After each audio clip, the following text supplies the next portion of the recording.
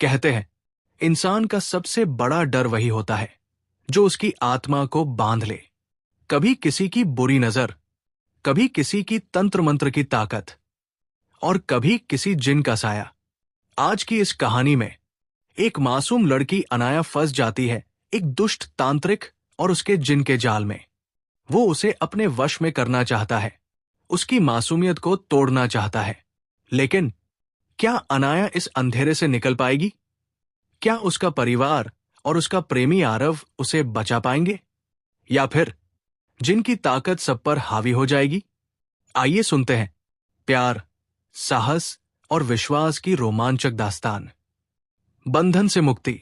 एक छोटे कस्बे में अनाया नाम की एक लड़की रहती थी। वो सुंदर, मासूम और अपने परिवार की जान थी। लेकिन कुछ महीनों से वो बदलने लगी थी। उसकी आंखों में अजीब सी खालीपन था, चेहरा फीका, और अक्सर वो बिना कारण कहीं खो जाती। लोग कहते, उस पर जिन का साया है, किसी ने उसका वशीकरण कर दिया है। असल में एक दुष्ट तांत्रिक, काजिम, ने जिन की ताकत से अनाया को अपने वश में कर लिया था। उसकी नीयत खतरनाक थी। वो अनाया का इस्तेमाल अपनी बुरी इच्छाओं और तंत्र साधना के लिए करना चाहता था। अनाया की हालत बिगड़ने लगी।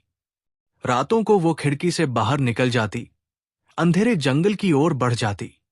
उसकी आंखें लाल चमकती और आवाज बदल जाती। काजिम, मैं आ रही हूं। उसका परिवार डर के साए में जी रहा था, लेकिन उसके दिल के सबसे करीब एक इंसान था, आरव, उसका प्रेमी। आरव ने ठान लिया था, मैं अनाया को इस बंधन से छुड़ाकर रहूंगा, चाहे इसके लिए मुझे मौत से भी लड़ना पड़े। एक रात जब अनाया फिर से जंगल की ओर जा रही थी, आरव और उसका परिवार पीछे पीछे पहुंचा। घना अंधेरा, हवा की सीटी और अचानक जमीन से उठता काला धुआं।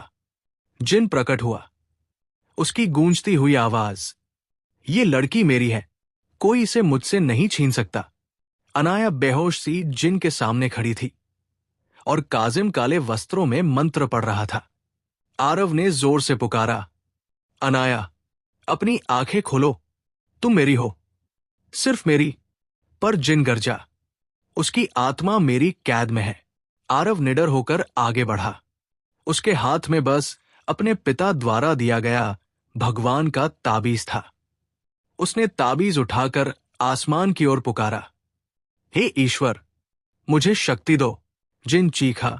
काजिम के हाथ से आग की लपटें उठीं।